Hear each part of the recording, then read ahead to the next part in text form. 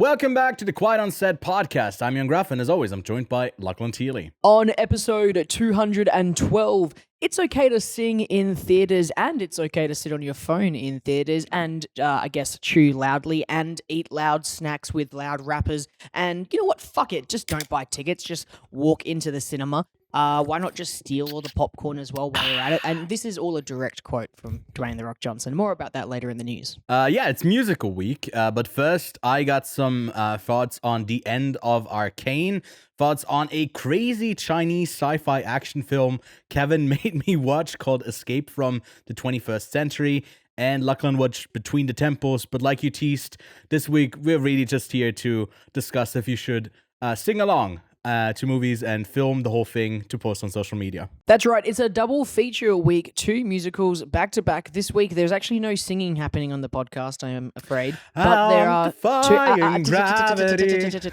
none of that here. But there are 2 movies, Wicked and Moana 2. What is better for musicals, live action or animated? Who has the better songs, the better story? What's more cinematic? We'll talk about all of that later on in the episode. Let's cue up that intro and get into it. We are professional. This is a professional podcast. Yes. Breaking Bad and Better Call Saul.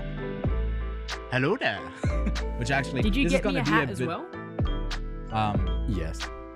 So I've got Dooncam. It's just a camera with my Dune steelbook. All right. First up, congratulations are in order. We just passed 500 subscribers. 500 Thank you so much. subs. You called this out. I think you said last week. I said Friday. And it was, I think we were pretty far off. And then it was like, okay, I guess we passed it. And it's nice. Comes with a few more perks over on YouTube. I think we get to have members content. We're not going to launch straight into that, but I'm sure we'll have like some kind of way that you can contribute for those who want to like support us with a bit of a cleaner, easier way than Patreon. Other than like what you can do is also continue to subscribe, recommend the show to the channel to more people, and just watch our stuff, and that's already greatly appreciated.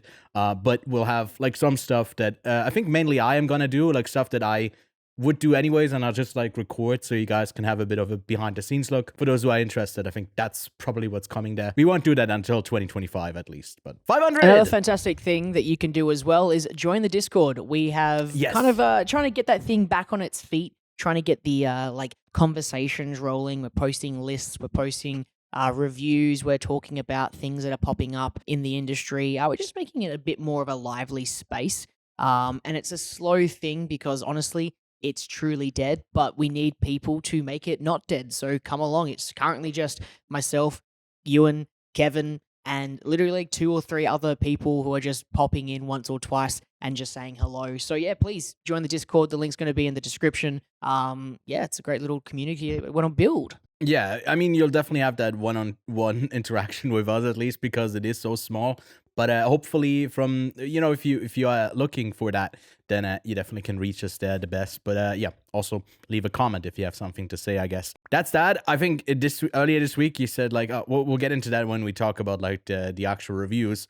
But I feel like, someone who wasn't really into musicals and theater at all, you inched a bit closer to liking them. And I can't wait to get into So that. here's the funny thing. It's not like I've not been a musical theater kid. I wasn't like truly into it, but I did do theater stuff in high school. I did. Yeah. I actually started off doing lighting and sound, and then eventually made my way onto the stage into the last 2 to 3 years of school.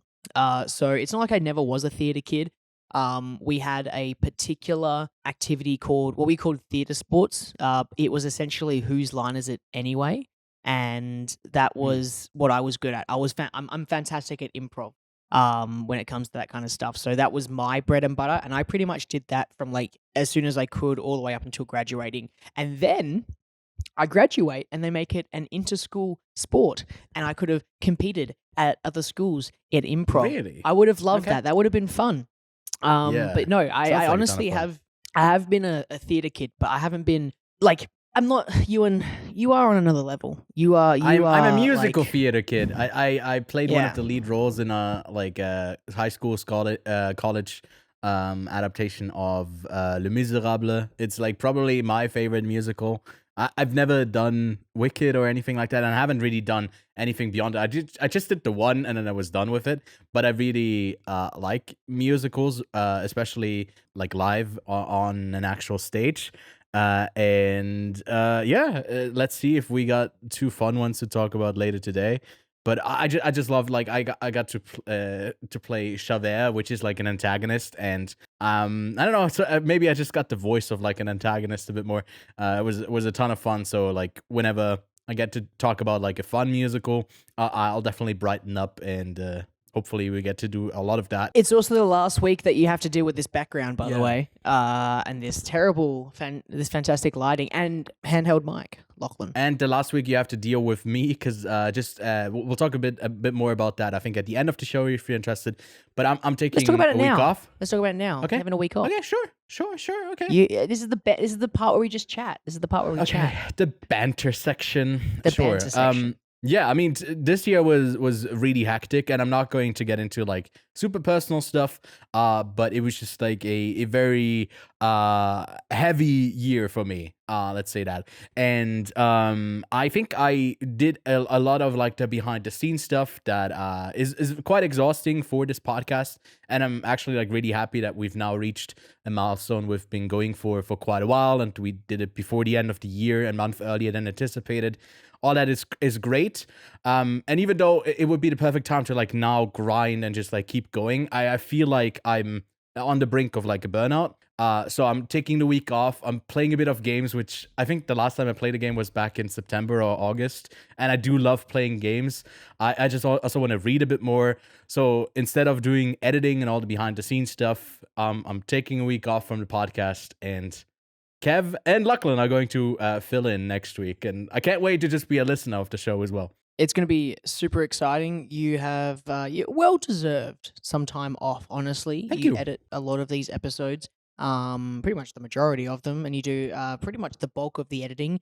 And we've recently come to the agreement between the three of us to kind of get some of that stress off of your shoulders and start working on little individual parts of this community that we're growing in, and video production and podcast production stuff. And we're taking those steps. We're not taking the foot off the accelerator. We're just in that little in-between section right now where you have to put your foot on the clutch and change gears. And that's what we're currently doing. But you got to have that little moment where nothing's actually happening. The car's in neutral. You can't accelerate. You can brake, but you don't want to brake. We're in that little section right now, aren't we, Ewan? And I have that NOS button still unlocked from Fast and Furious. When you come back, it's gonna be boom. It's that. We're gonna boom. We're gonna go. Yeah, like a big old ball rolling through Rome or whatever they did in the latest Fast and Furious film. But no, Flew into space.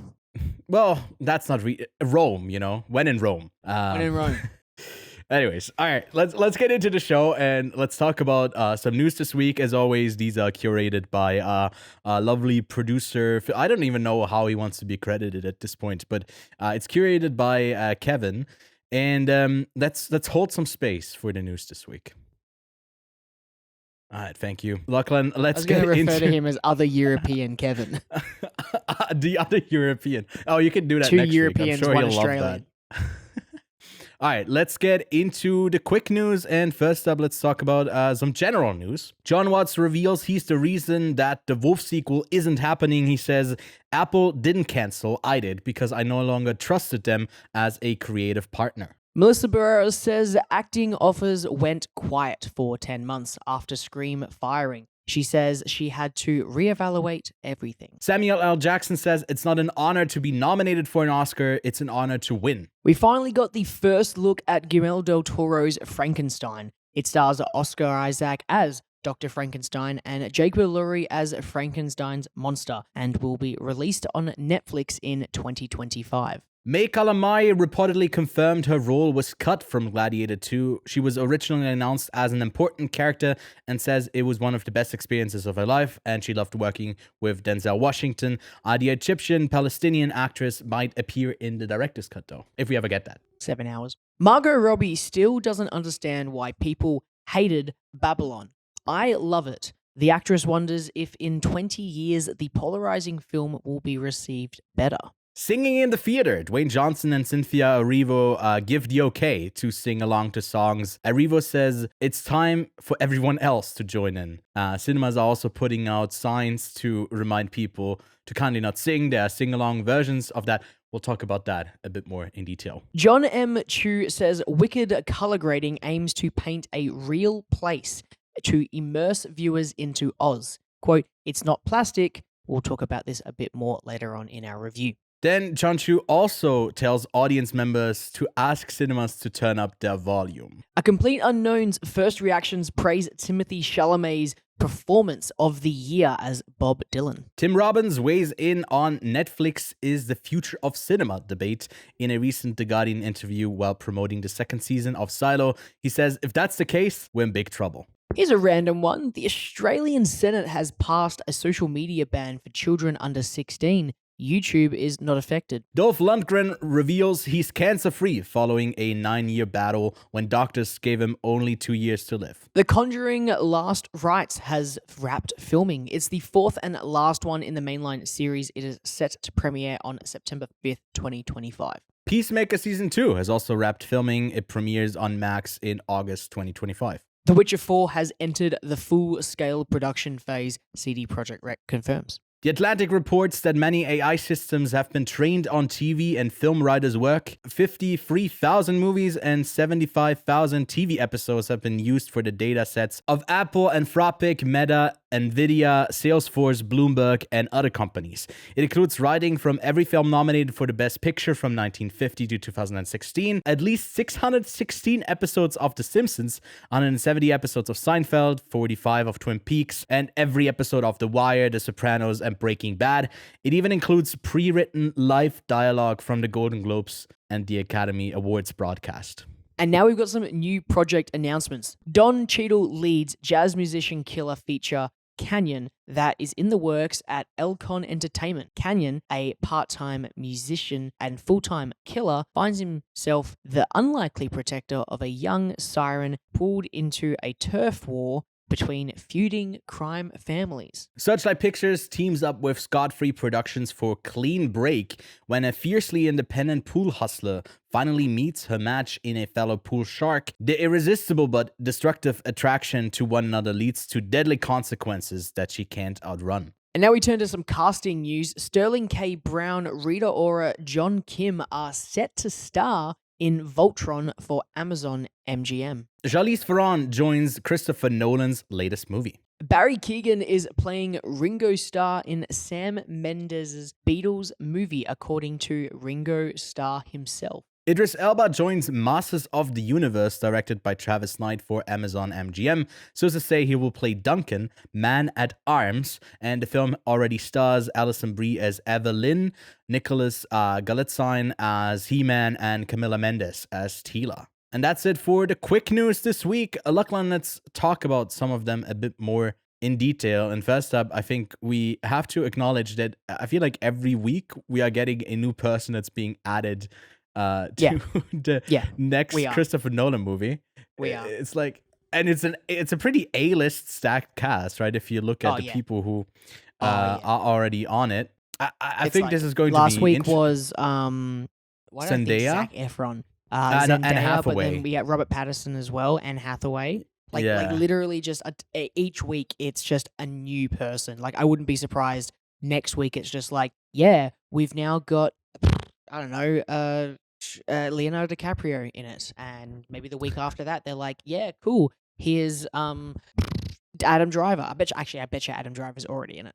I feel like they do have the leads though with Tom Holland and Matt Damon. I would be surprised if I think they're rounding out the cast now. I mean, it's a very exciting cast. I'm just surprised that like someone like Robert Pattinson is someone who would definitely lead a movie. But you have a lot of like leading people in this with Matt Damon, Tom Holland, Robert Pattinson. Even Anne Hathaway leads her own movies a lot. Zendaya a bit less, but you know, she's also a big name. Lupita Nyong'o just had like Quiet Place Day 1 last year.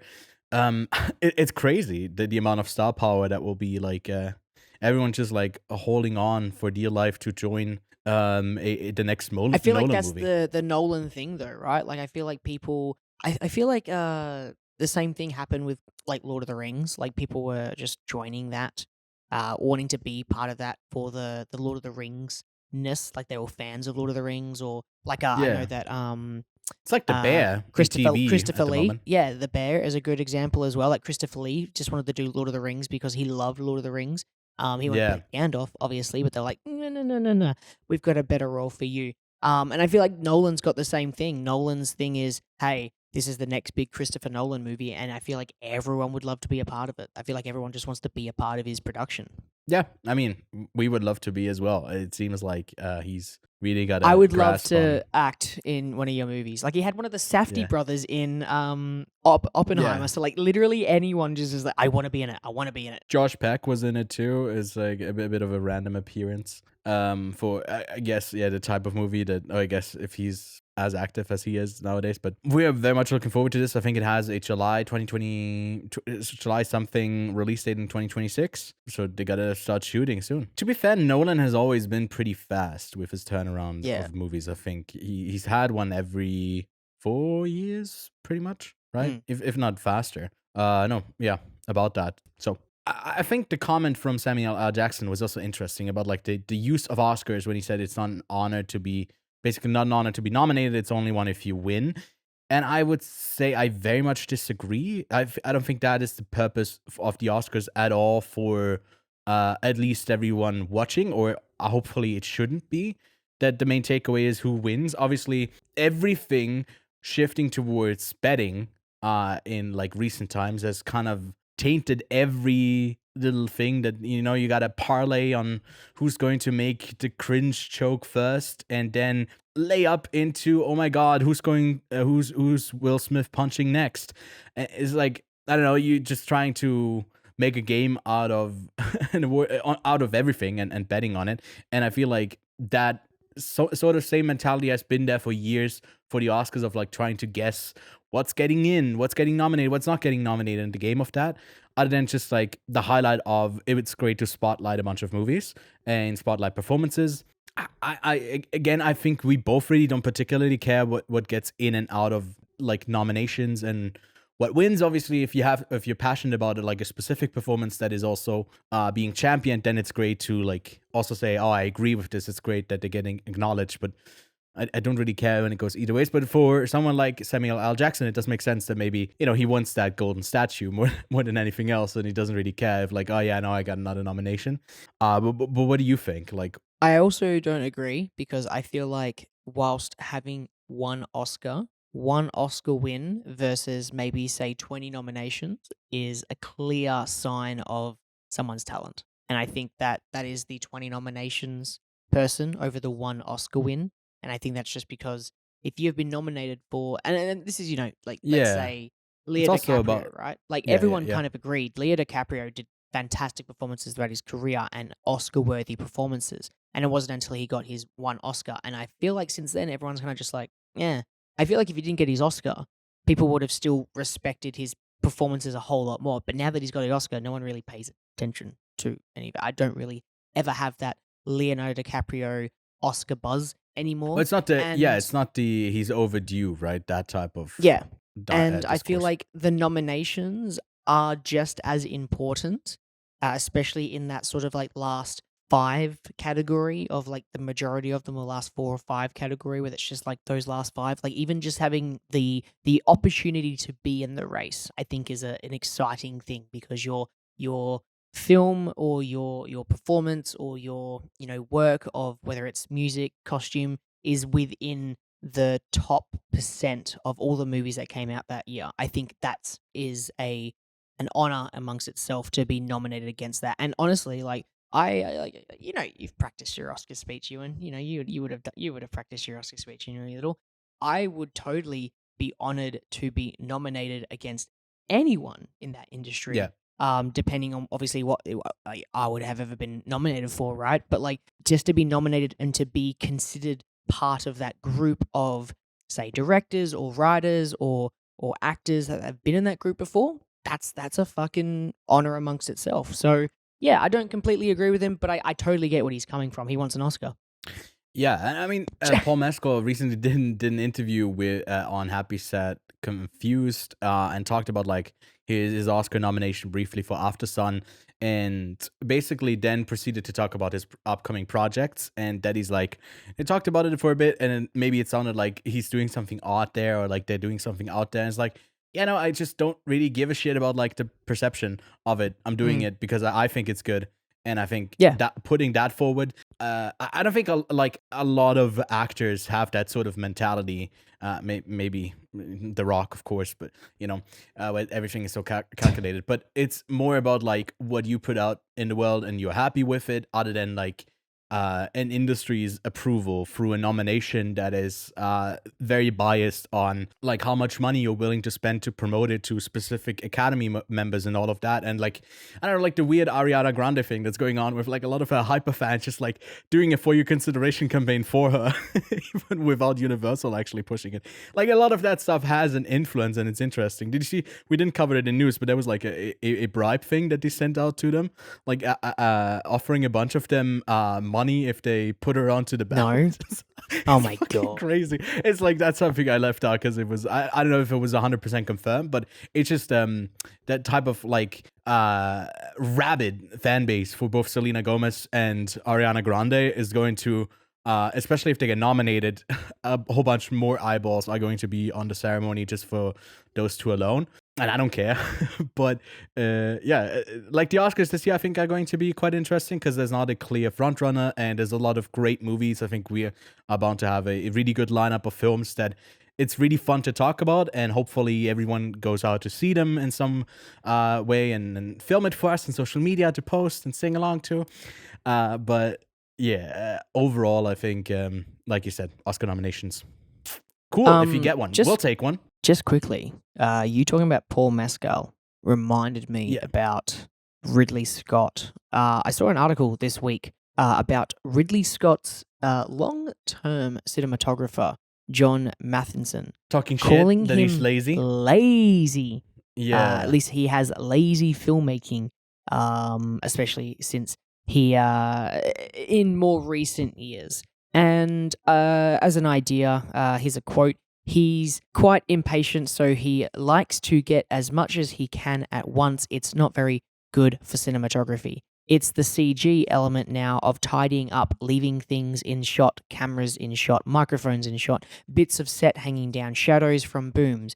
They just said on Gladiator 2, well, clean it up. Look at his older films, and getting depth into things was very much part of lighting. You couldn't do that with a lot of cameras. He just wants to get it all done. Having lots of cameras, I don't think has made the films any better. It's a bit rush. That changed in him. There's a bit more of a quote, but that's kind of like the gist of it, where he's kind of pushed more for more CG, fix it in post mentality than his traditional like set up the shot. And you know what? I can kind of see that. I can and we kind of the multicam setup, right? That's I think that's the main takeaway here. I think we've had this sort of understanding of Scott's filmmaking in very recent years has definitely changed. It definitely, like his films definitely don't seem to have that depth that they've ever had. But they still have been quite entertaining movies. They just haven't been as like at least visually deep. Again, we are talking about the man who his mind gave us Blade Runner, it gave us Alien, Gladiator from 2000, and so much more. Even though Ridley Scott is like the brain of those movies I just spoke about, he's also the creator of Thelma and Louise, which, even though that's not maybe as deep and meaningful as like some of the thematic themes you get in Blade Runner, it's still a fucking good looking movie. And The Martian, I think, is like the last, maybe the first. Maybe it was the last and first of this change in Ridley Scott. Because I feel like The Martian was his last big, like, that's it. That's the nail in the coffin for making it the way we wanted to. I feel like that was the start. I don't know. I feel like if you are calling a, 86-year-old lazy, I don't know if that's fair. I feel like, it's fine to do things that way. It's just that he's, I guess, not getting. I feel like the sort of productions at that scale are kind of just doing it that way. So this is just because you have different expectations for an auteur filmmaker. But he makes, like, how much did Gladiator 2 cost again? Wasn't it like 300 million? Like, on that sort of production, you're getting green screen. You're not getting a lot of depth. That's just what it is. And I think having all of the production design there is probably pretty frustrating as a cinematographer when you want to work with all of that and it's not like fully getting used, and you have to figure out like 7 cameras for action shots. I think that takes away from your agency over what you can bring to a film. And I can sense that frustration. I'm interested to see, like, because Scott is such a no bullshit type of person, if he like appreciates that kind of forwardness, or if they're not going to work again with each other. It feels like this is a parting ways type of like comment to drop. But sorry, I just wanted to bring that up because it reminded me, and I thought it was a very interesting tidbit. But Ewan, yeah, AI in the news again. Another week, AI. another conversation about AI. I mean, this is not surprising. In the slightest, but it was rumored, and I think now there was like a confirmation. I only skimmed through some of the article. I didn't read the whole thing from The Atlantic, but we'll link it below. They go into a bit more detail on I guess I got most of the quotes in there of like what they reference, and like they picked up on this because a lot of these models ended up giving responses that were quite like some of these I guess more iconic things that they were used to train them on, and that was a bit sus. And it's just a bit of a pity that like we didn't have regulation for this setup, and now it's just you've opened the can of worms. You can't put the toothpaste back into the fucking tube. So here's my question to you, Ewan. They're obviously training it to make new TV shows. Let's say this TV show gets nominated for an Emmy, but not all of them. Like the ones that are named here, it's Apple. Let's say a TV show gets made by AI. Yeah. Right. Hypothetical here, right? Mm-hmm. TV show gets made by AI, written by AI. That TV show gets nominated for like best writing in a TV show. Yeah.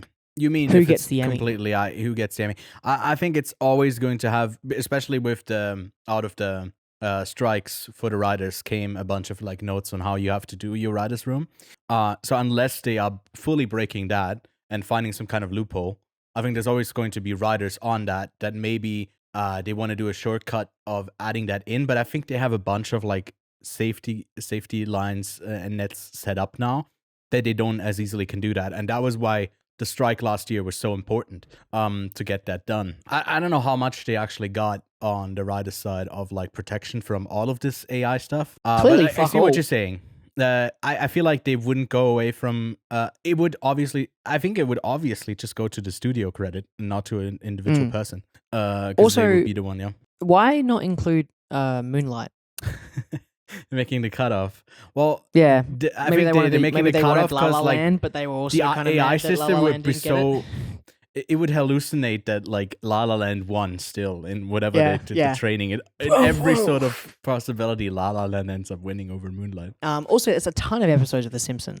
Like there's a lot of episodes of The Simpsons that it's trained on. Oh! I didn't know about the Twin Peaks one because I saw an abbreviated version of this, but I didn't realize there was some Twin Peaks episodes thrown in there. And you know what? That's kind of exciting for me because that is going to make any TV show this thing pumps out fucking weird and spectacular. But yeah, this is just. I don't think the main thing of this. You're saying like it's for TV scripts. I think it's for them to know pop culture references as well and like to be able to quote stuff. I think it's just was like just using another it as like thing an to add example because you could also be like, oh, what if it was wrote a movie and it got best screenplay?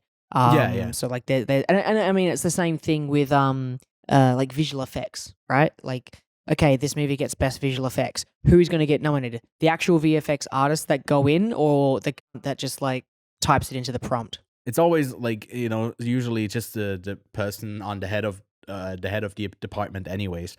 So if you are like down in the slums editing AI, then Lastly, I think the singing in theaters, the phones out stuff. I don't know if we'll get into that a bit more. I mean, look, for me, and I saw this take as well. Like for people to complain that are press people, that go to like I saw both of these films at a press screening. no one was singing along and filming there. So I'm having an issue that maybe it's just like getting blown out of proportion online on how often it happens. I'm sure it happens, but it didn't happen to me. So like for me to like complain about it is a bit odd, but I've had a bunch of like bad theater experiences myself. And I just think it is a bit annoying, especially if like the cast is so focused on just pleasing whatever the consensus of the loud majority, not just the loud people online backing the movie is, I want to sing along. So yeah, go for it. And it just is not really concerned with what the actual experience is going to be like. Sing-along screenings are for. Exactly. And they do have those for, I think, both Moana and Wicked. And there might be, for a lot of people, not that option, that they can't go that Showtime or whatever. But it's the same thing with Marvel and other big blockbuster movies. If you go on opening night, you're going to get these crazy fans that are going to clap and whatever. And, I guess you just kind of have to wait out until there's less people. And then you can experience the movie a bit more like that. And it's a bit of a tricky thing. I think for the phones out thing, it is clear. Don't do that shit. Filming stuff. It's just that the generation under us just has no, like, they don't understand it, because like the social media thing is so much higher for a lot of them than the real life thing is. I think obviously they're not delusional and can't make the distinction between like social points and actual like social points in real life. But we're going into that direction where it becomes less and less like we don't give a fuck about anyone else. We'll just do whatever we want. And that is a bit concerning overall. And it's just, I don't know. It's very selfish. All right, here I come. Yeah, you're going to hate me, Ewan. You ready for this? Mr. Phone Out singing along. I'm going to put my hand up here. I often use my phone in movie screenings. Now, I say this because I go to a lot of screenings of movies. The funny thing is, I'm often going to public screenings. I'm going to public screenings at very quiet times, which often makes me the only person in a large radius around me. If I know that there is no one around me, that is when I use my phone.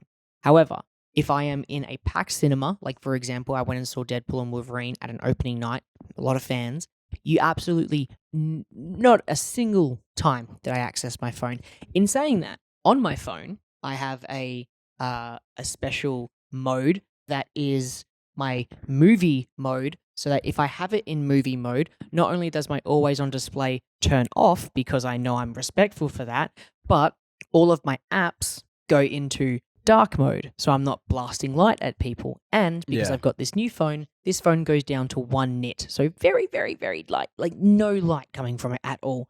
So I have got this on lock. I know exactly what I'm doing when it comes to using my phone in the movies. I use this to write notes. But I do not like it when people take photos in the cinema. So many times do people have their flash go off, and I'm just like, ugh, don't do that. I do not like people filming things in the cinema. I definitely do not think that filming like, oh, look at this moment and then posting it all over social media is a good thing to do. And when it comes to singing, I think that you should be able to kind of enjoy the movie, but if you want to sing out loud, there are screenings for that. And for musicals, maybe they should run those a little bit more often, but not everyone's going to want to listen to other people sing.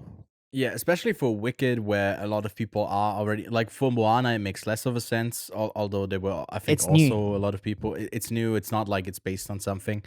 And for Wicked, it does make sense that they do that a bit more. But yeah. Damn, singing in the theater. I ain't gonna do that. Ain't gonna do that. I'll do that at home more than enough. Defying Gravity is also to sing Defying Gravity while they are singing it, it's just like, shut the fuck up. You're not as good as Cynthia and Ariana right now.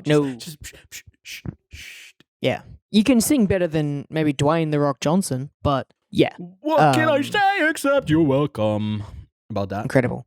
But yeah, no, I do not believe that you should use your phone like why are you playing Subway Surfers? You don't need to play Subway Surfers to watch the movie. I know some generations do, but you don't need to play Subway Surfers. Next to me, and literally cutting soap and like using a sandstone. So I don't know if I've told you this story, but there was one time I went to go see a movie, and there was a person that I know who is legally blind, right? And they have a carer. The entire length of the movie, the carer was on their phone. And obviously, Yeah.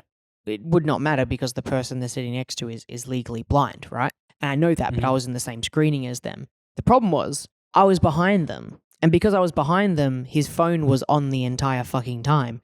There was no one else really around us. It was just that they were sat in like good spots. And part of me was like, why are you taking the good spot for the movie, bro? The audio is good everywhere. But like, that's a terrible joke. But like, I was sitting there, I was just like, the other guy is on his phone. Get off your phone. He was literally just playing games the entire time. He was playing that like Candy Crush, but with the diamonds and stuff. So I was that no. Me making a quick note, hey, like this scene to be fair, in your defense, you've done this in Gun, and I have not noticed you going on the phone a lot. How good it's is also that? it's a bit I am different that if the good. light comes up, then you can see it still. But I've also noticed some people in at film festivals where I only saw when they put it away. It's still a bit is annoying, but like they were the most considerate that you can be. But there's also the antithesis of that more often than not when you notice it and it really takes you out. So just be not a dick and considerate. Just, Oh, geez, would be okay. helpful. Hot words there. A hot dick. Anyways, let's hop on to the trailers of the week. Lachlan, first up, we do have a prequel series to the very successful Showtime show, Dexter. That I've never seen. Yes. That you've never. I've seen the whole show. I've also seen the sequel show, something with. I'm sure you've Bloods seen this one as well. I bet. Whatever.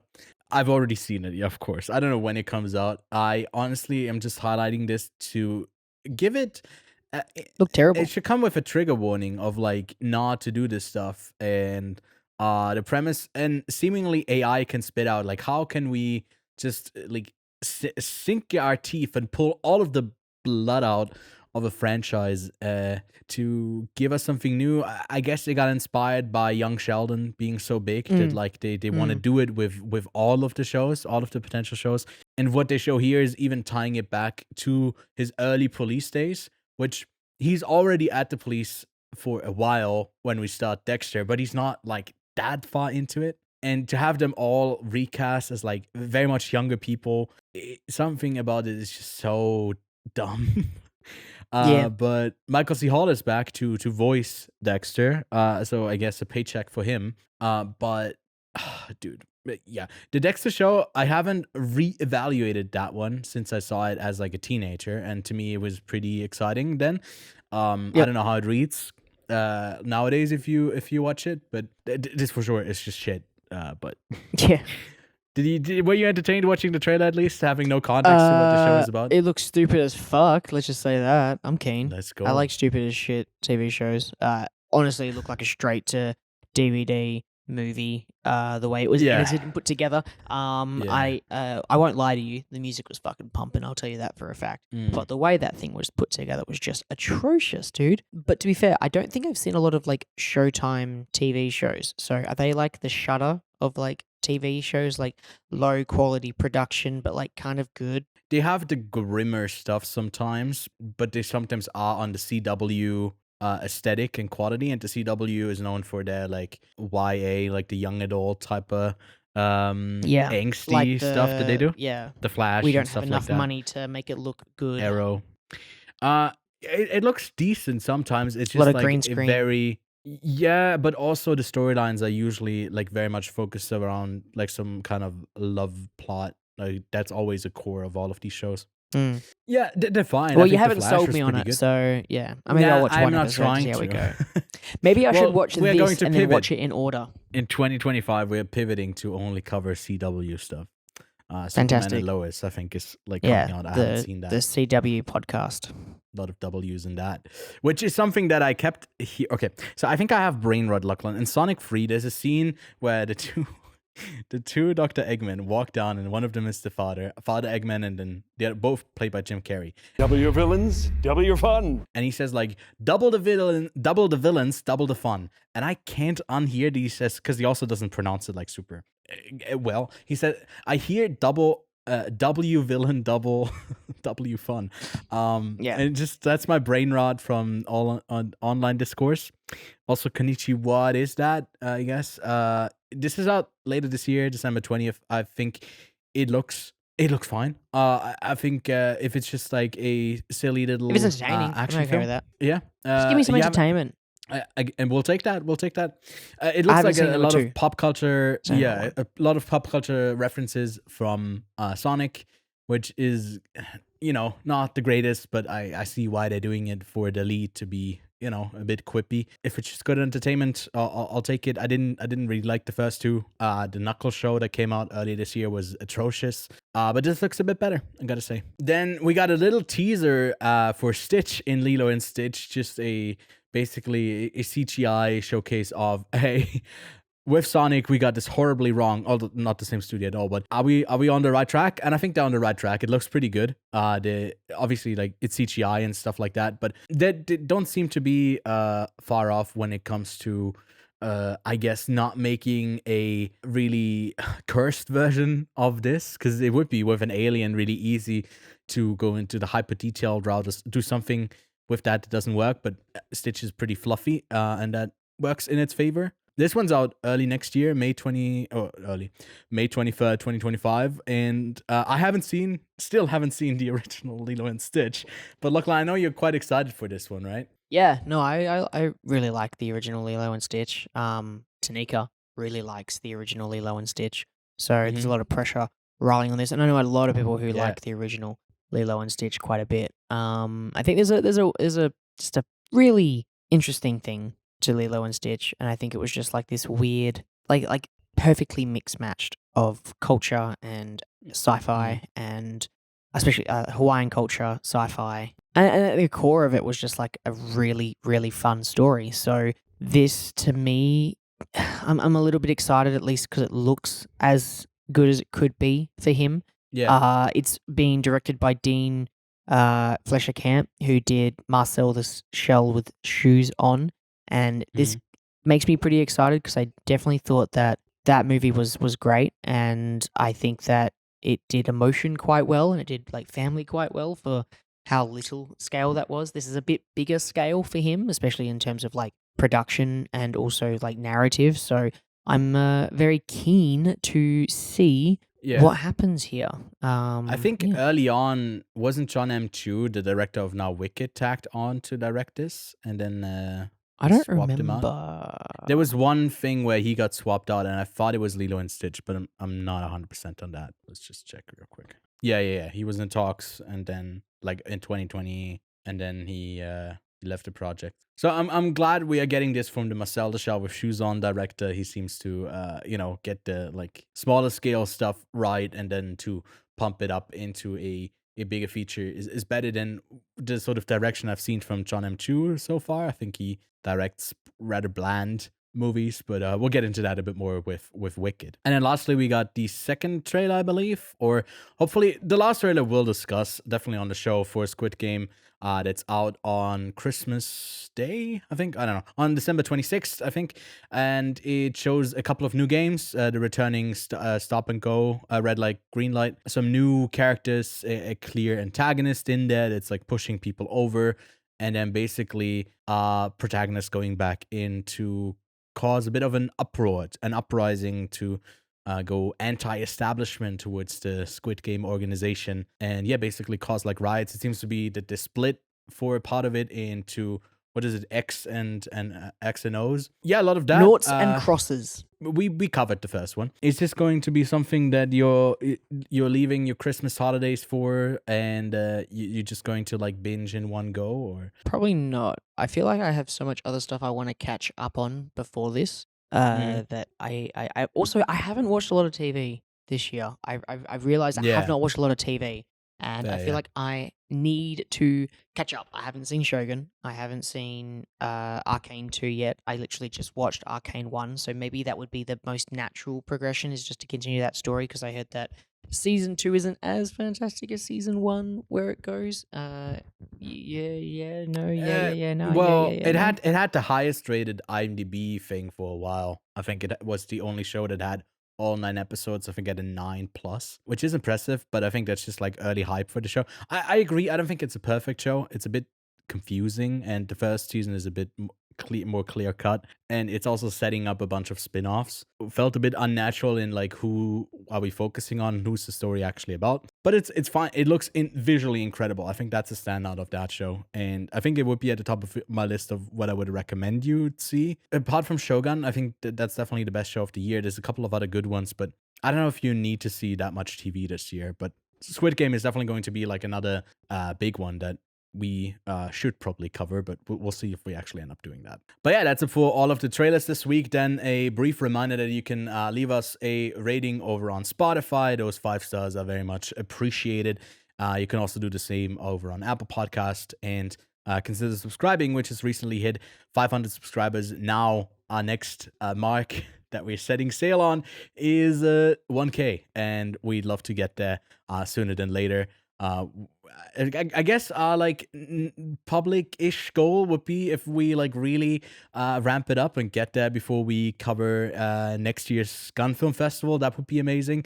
But also, if you just want to be an active member of our community, then you can join our Discord and chat with us and others in there. At the moment, it looks really scarce, but hopefully we can populate that a bit more as more people join. Lachlan, let's get to what we've been watching this week.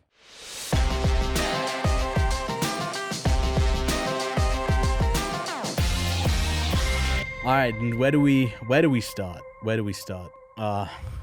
Should I start? Do you want to start? You've watched more than me. Well, actually, I didn't. I watched the second season of Arcane that we just briefly talked about. I just finished it before we started the recording today. I think visually this show is really still one of the best things to come out in the last couple of years. It's so stunning in its visual presentations, the sort of choice that it makes to there's a scene where they're basically like dancing, and it's like at a slower shutter speed, so there's like less frames per second as well, so it gives you that dreamlike. You telling me they do a experience. Wong Kar-wai? Yeah, a bit of that. Yeah, like they have a lot of these stylistic ideas that they really use in the best sort of way, but the show is so dense with the amount of characters and what happens that like there's never a moment of downtime, or like there are like moments between characters that are done super well, but it feels like so fast paced, often even a bit too fast for my liking. But I really enjoyed it. I think it is a bit confusing, the second season, of what like all it wants to cover.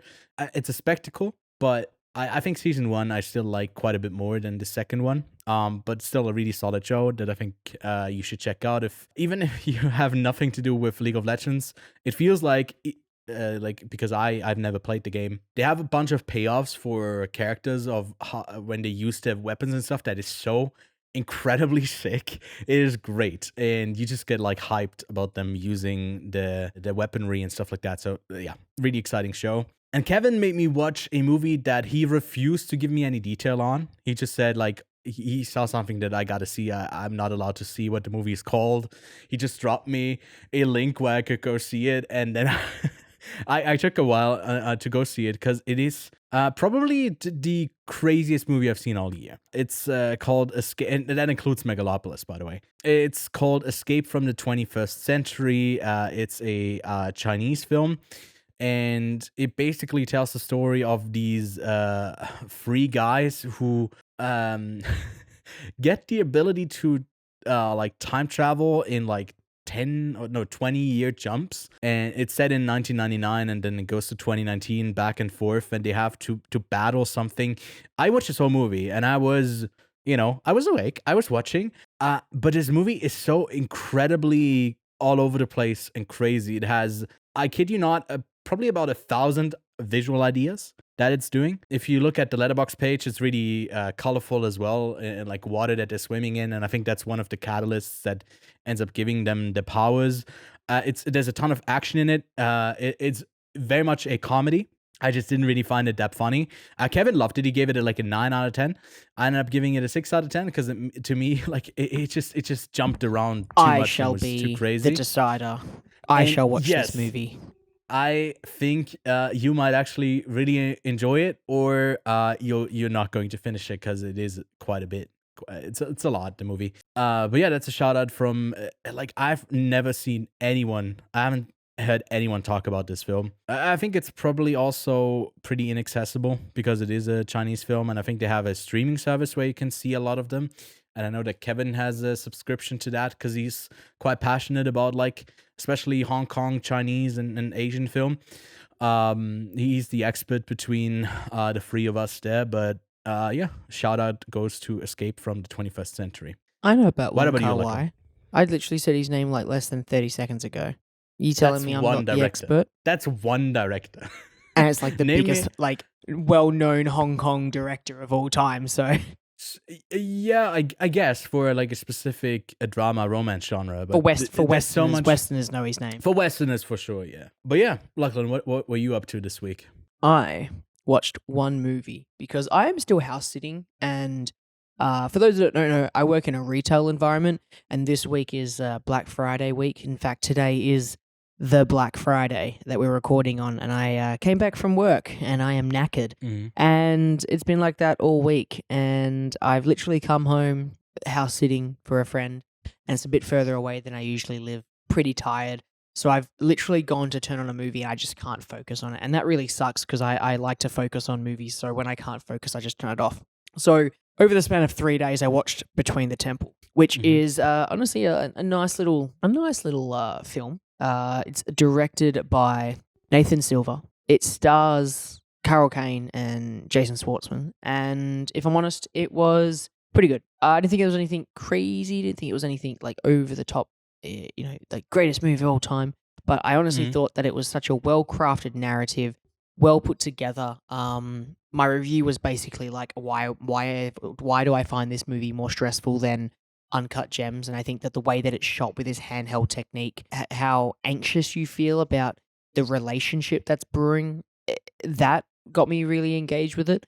And Jason Schwartzman does a fantastic job, by the way. I think he's an absolute standout in this one in particular. And he really nails this quirky, uncomfortable guy and then comes out of his shell. And honestly, I think that it was worth my time and really enjoyed it. So I gave it 3 stars, I'm pretty sure. 3 stars out of 5.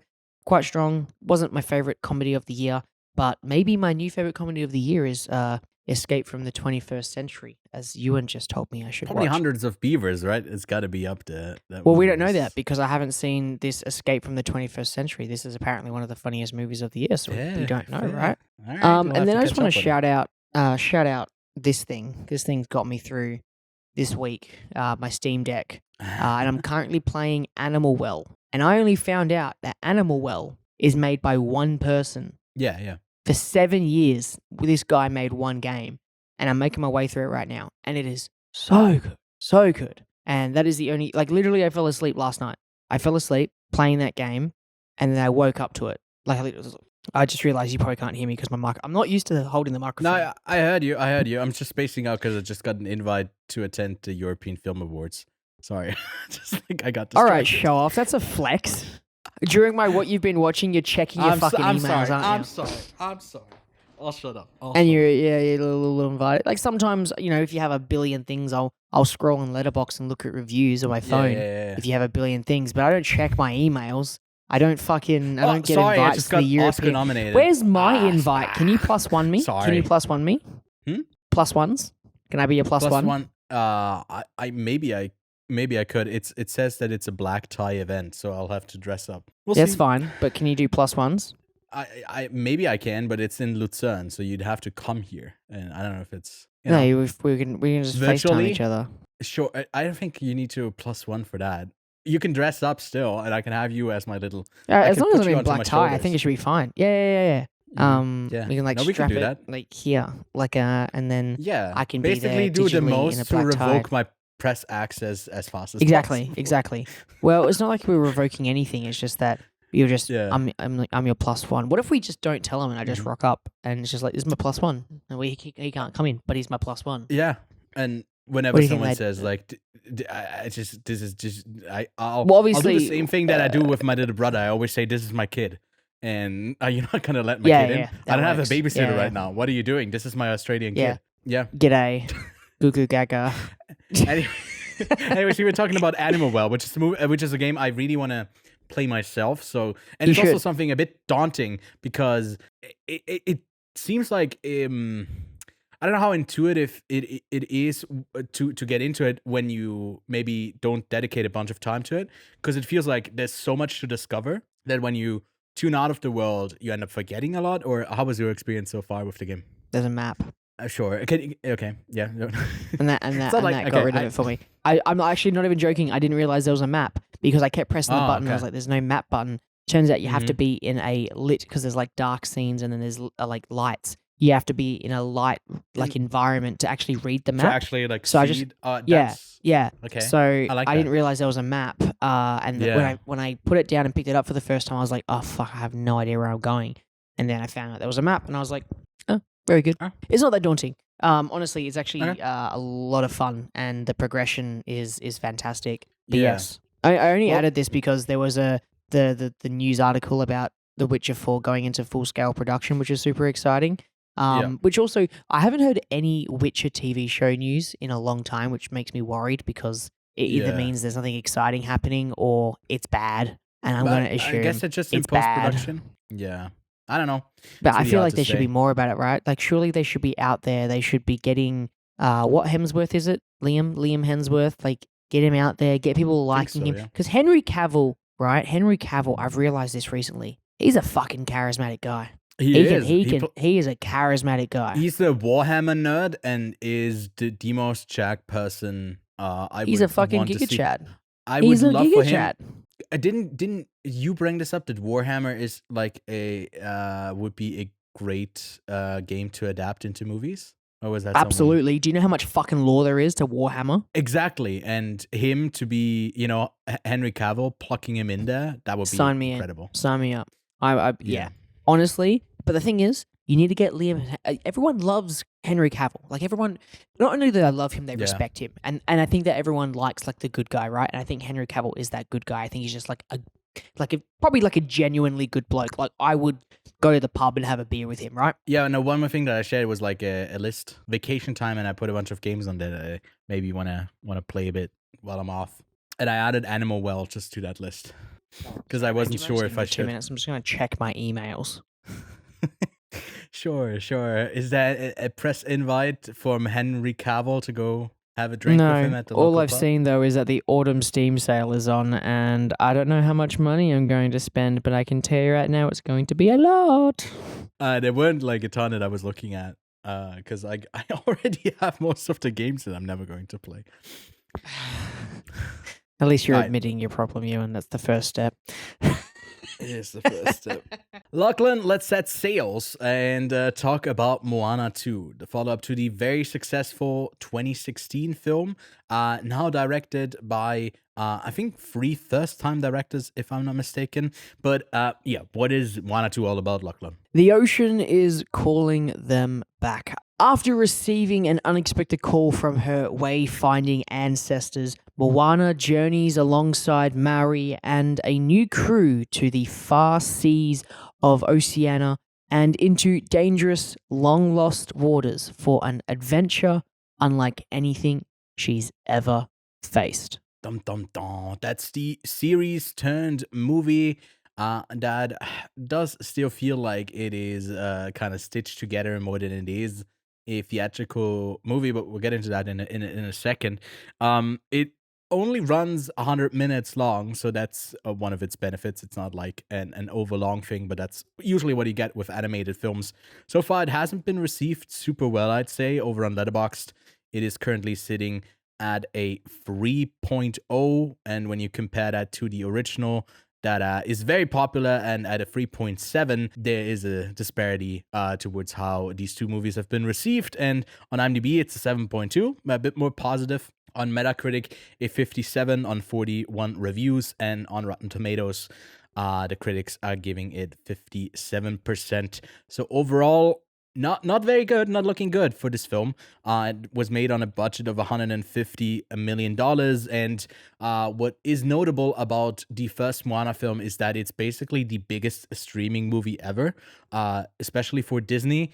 it was watched so many times. We got into that a bit more. I can link you a revisited review, a rolled it again of what we used to call it, for Moana that we did. We almost talked about Moana for 30 minutes with Connor Brandenburg as someone who's joining us on these recordings a bit more. In the follow-up here, I think it falls short in a lot of ways, and I think you pretty much agree with me on this, Lachlan. None of the songs really stand out. It visually looks in a lot of scenes quite flat. I mean, I don't know. I think overall there's no harm in this. It's not like it is a bad movie per se. It's just very generic, and you'd expect a bit more from a movie that is getting a theatrical exhibition.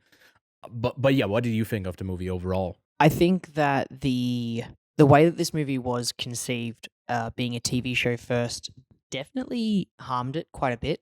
As you could really tell, there was no flow. There was no flow through this movie. There was most of the scenes kind of just ended, and then another scene kind of started, and there was not much really linking them in between. And you could really tell where each episode would have ended, and the new episode would have started, and you really see those beats. And definitely, when it comes to characters' arcs, they are so quickly like moved and changed, and they evolve ever so quickly. Especially in later in the movie, the crew literally is at the lowest point, and after one song and dance, and not even including them, they all turn around, and it's just like, yeah.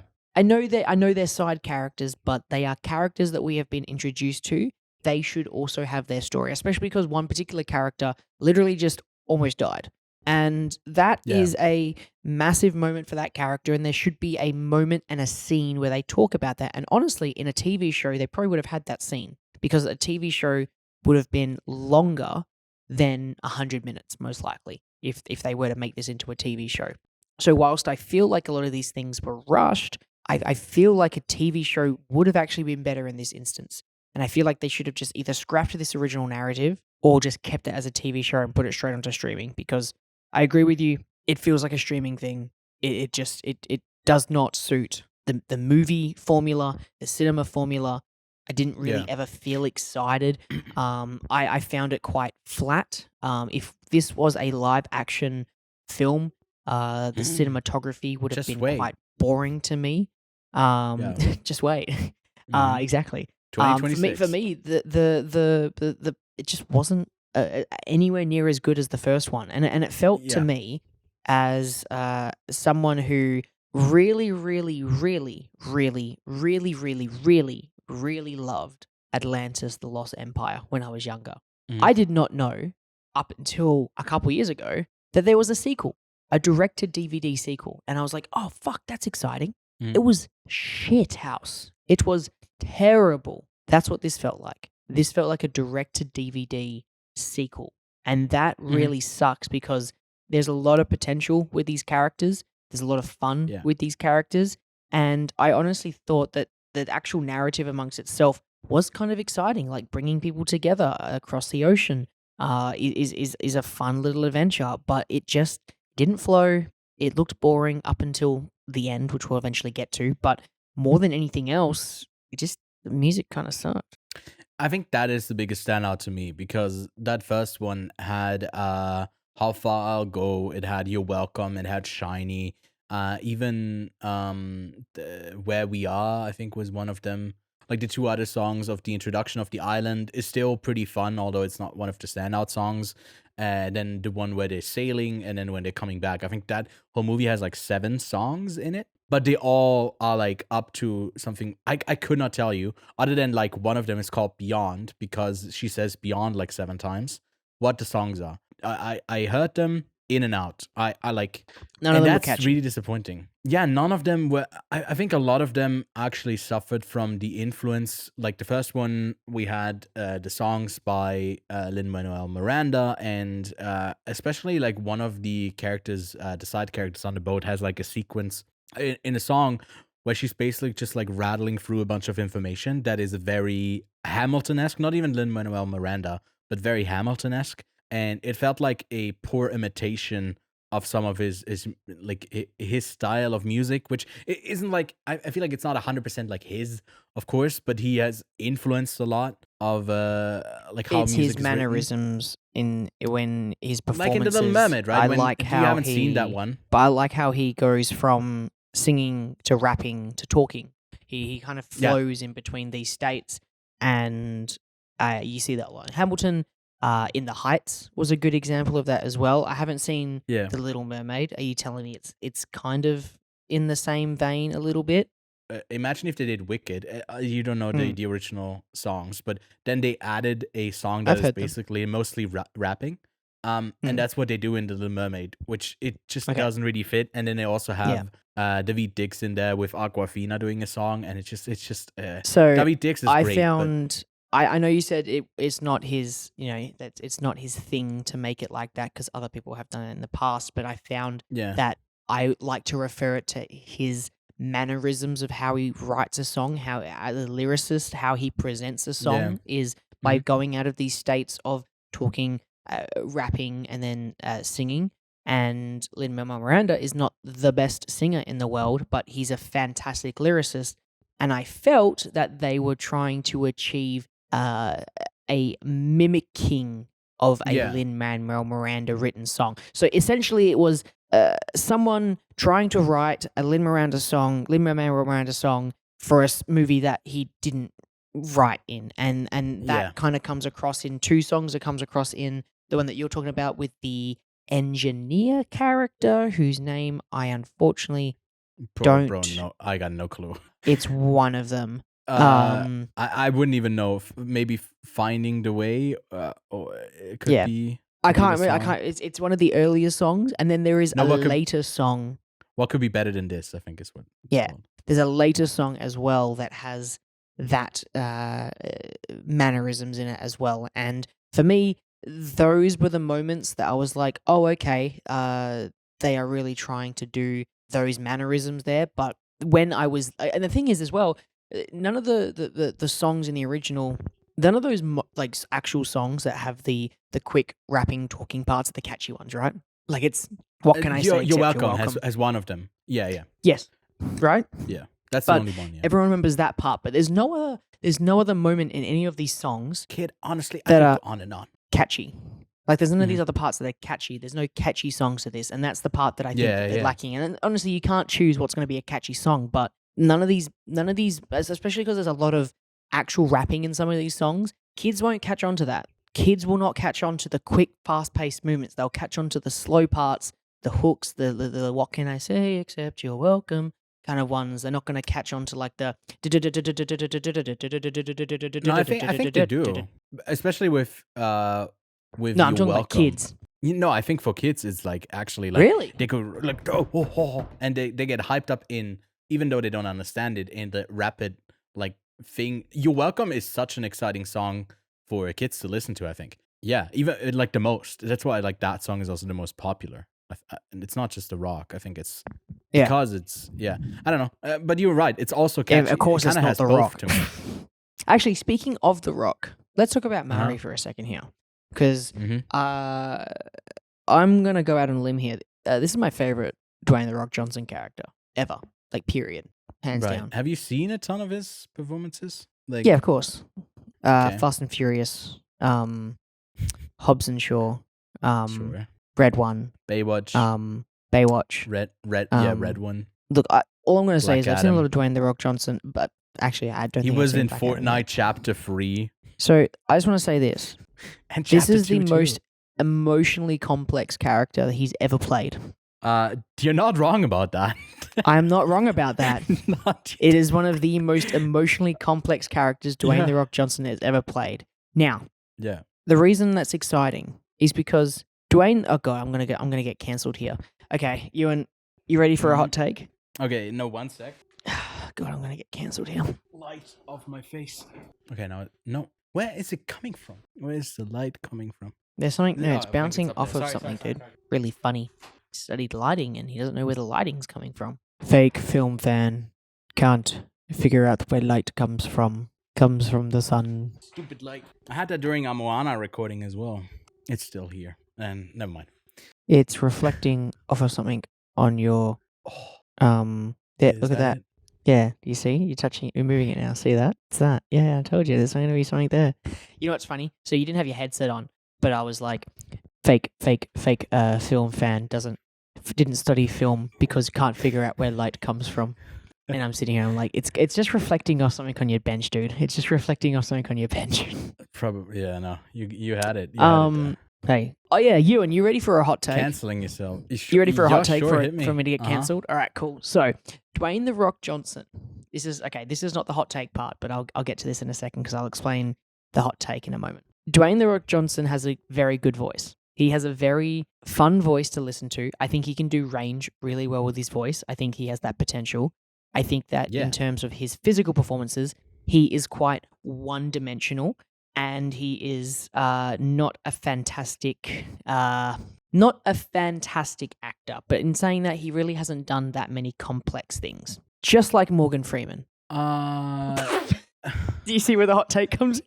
Yeah, no, I can see it. It's definitely a hot take. Okay, so Morgan Freeman's voice. Redemption? Yes. You mean like in the voice? Yes. Okay, yeah. Morgan Freeman's voice is, in my opinion, I think the best element to him. Like, he does do good performances, and the thing is, he does take performances that are challenging from an actor standpoint. And I don't think Dwayne "The Rock" Johnson has done that yet, except there is that wrestling one that's coming out next year, which again potentially. So I think that there's a potential there for Dwayne "The Rock" Johnson to do something emotionally intense.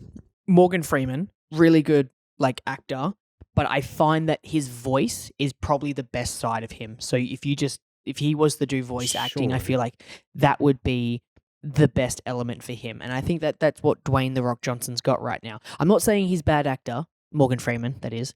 I'm just saying. You just want Dwayne to read more audiobooks. I just want Dwayne "The Rock" Johnson to be God, is what I'm saying. But no, Almighty. Look, I just think that Maori's like his most complex character. He goes through range, he goes through highs, he goes through lows, he literally cries, and that is exciting. I think that what they... are we going to do narrative stuff? You want to get him Oscar nominated for Moana too? I want him to be Oscar nominated for Maori, yeah.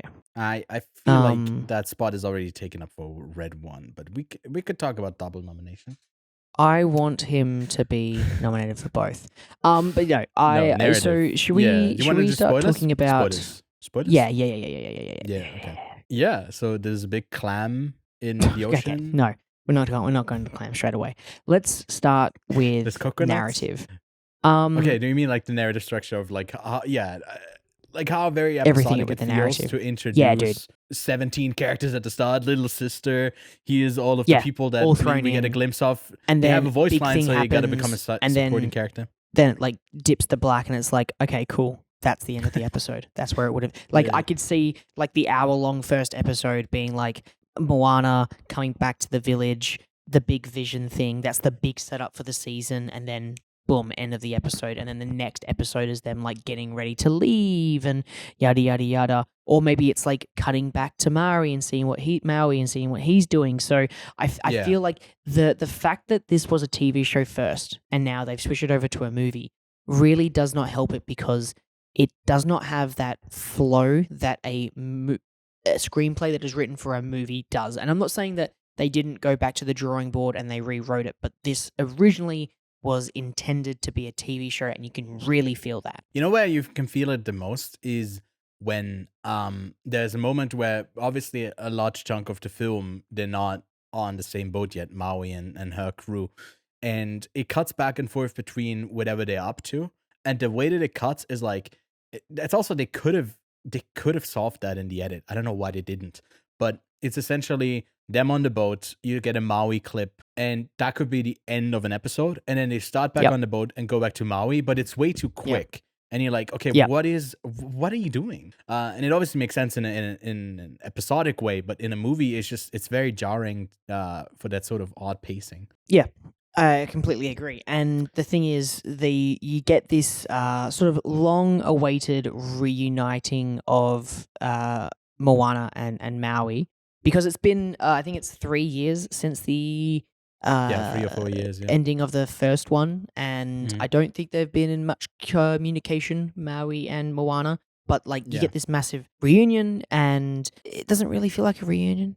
It kind of just okay, there you are. Yeah, it feels like they haven't. Moment it doesn't feel like it's been years. Yeah. No, definitely not. And like, there's a hug, the high five with the tattoos on his body, but just the moment didn't have any weight to it. And I feel like, unfortunately, the film doesn't. Yes, it sets up stakes, but those stakes are never really realized, and that is because one, we don't have anything ever happen.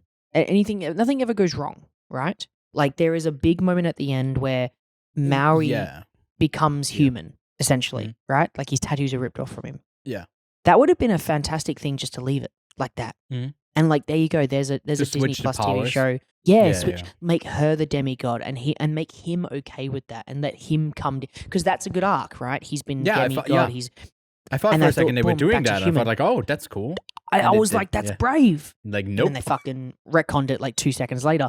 And at the same time, like you have Moana's story. Like obviously her stakes are that if she can't connect all of these people that we don't have any connection to because we don't know who the fuck they are because there's no bother of setting up any of the tribes and not knowing what they are. We don't have this. We don't have this stake, and at the same time, we never have a villain. We don't have this villain. We never see. He's a giant storm, but like we don't ever get a physical appearance of him. I think making the story at the center of it all lead to some sort of reunion. Connecting again, which if you look at the actual history of Polynesia, there was a 1,000-year-long period where they weren't, they stayed on their islands. And that is like something that they tap into the first one. And here, when they do the reconnection, like breaking that like 1,000-year-old cycle, I feel like the story didn't need the thing of, oh no, everyone is going to die if I don't do this. I feel like those kind of stakes to just give us the sense of this urgency to connect is obviously not enough for a movie to like give it whatever. For that, you need a villain that is threatening something a bit more immediate, and they don't put that in there, and then just give a vague thing of like everything is going to end. And I think that just doesn't really work because it makes Moana's character that much more less interesting because she doesn't have a choice. Everyone is going to die if she doesn't do it. It feels like there's not a personal choice in that. She's just like there's a lot of pressure on her. It's just like I don't know. It makes a bit of a boring character progression for her when there would have been more about like her just feeling the need to connect with others a bit more and not at all a focus of the story. Yeah. So there's no weight. There's no stakes. There's just this narrative. There's bacon. Buddy cop ride along film that we get, and there are weird fourth wall broken rule jokes like that come through, and that's super confusing. Weird like the butt dialing joke that kind of got me off guard, and I was like, okay, it's again like another fourth wall break. I never really found any of the I never find any of the jokes actually genuinely funny. I don't think there was anyone in the cinema that laughed at this screening that I was at, and there was kids. The only time that I ever heard a kid talk was like right at the end where she reaches out and the kid's like, touch it, and I was like, okay, so there are stakes for kids in this movie. But to kind of bring it to like the end, because for me the ending battle is probably one of the best cinematic moments of this movie. I think that it is you have the high stakes, you have the coming together. I actually think that the ending of this movie is for the most part the best part. I think that visually it's way better stunning. In the second half. It's way better in the second half.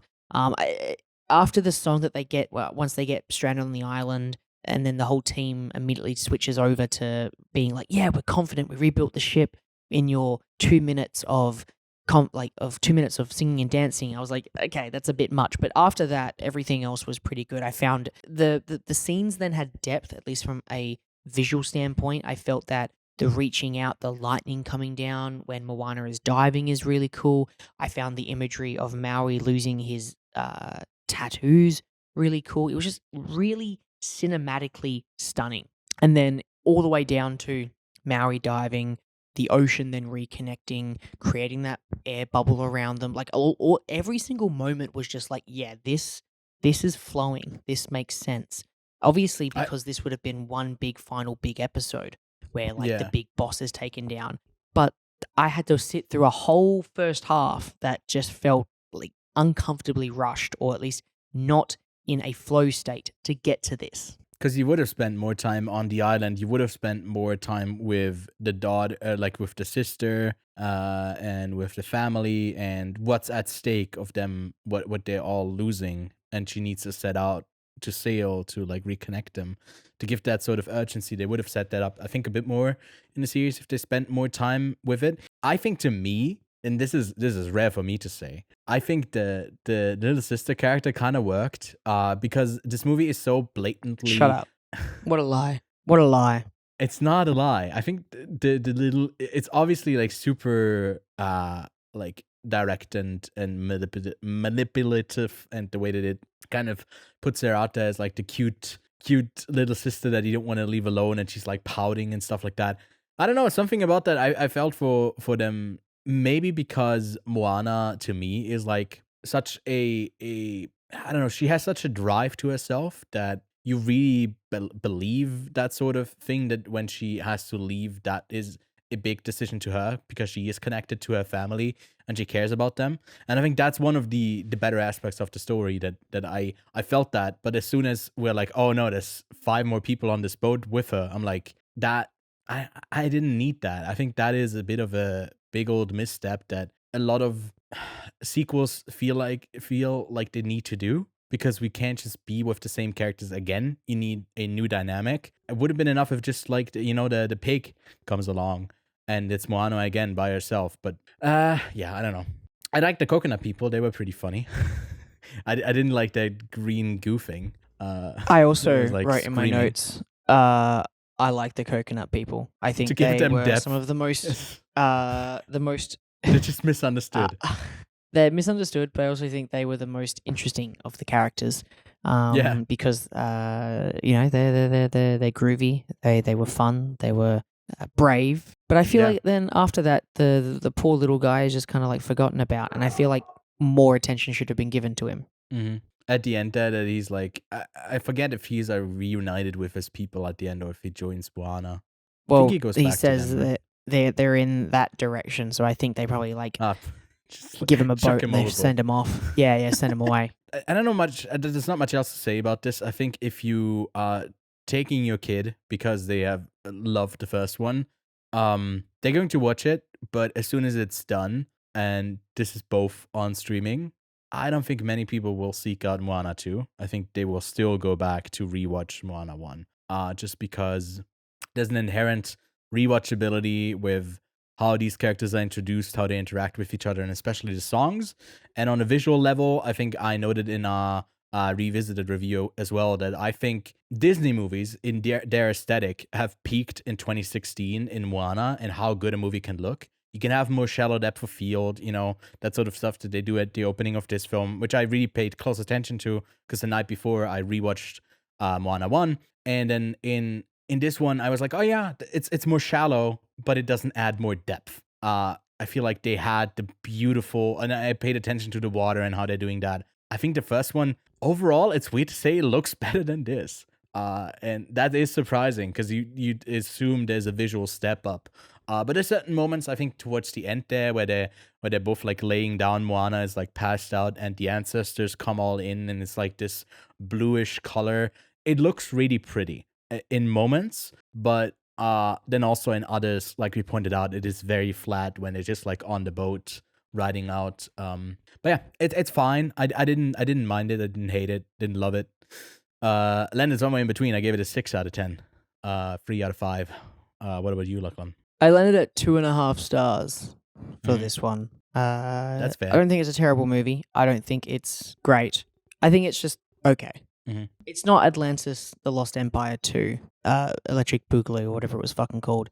That was terrible. But this is fine. Mm-hmm. Yeah, I think so as well. It could have been way worse, but I think it was rushed in the way that they wanted. It 1.5 year break until they make the live action remake, until that one comes out, and they didn't want them back to back. When if they wanted to adapt this into a movie, they probably should have taken another year to polish it up and revamp the story. I also think that they kind of missed the mark making a sequel so late. It's been close to 8 years since Moana came out. Yeah, I feel like if they should have made a sequel, it should have been probably a good 3-4 years ago. Well, the thing is, the reason why they did this was because I think Moana did fairly well. I think it was one of the highest grossing animated films, and I don't know why they didn't do a sequel sooner. But you do have the COVID years in there, and then on streaming it did even better. So I think that kind of, I don't know how long they've actually been working on this, but it's a bit of an odd idea to make it into a series. I think it was during a stage for Disney when they were so focused on expanding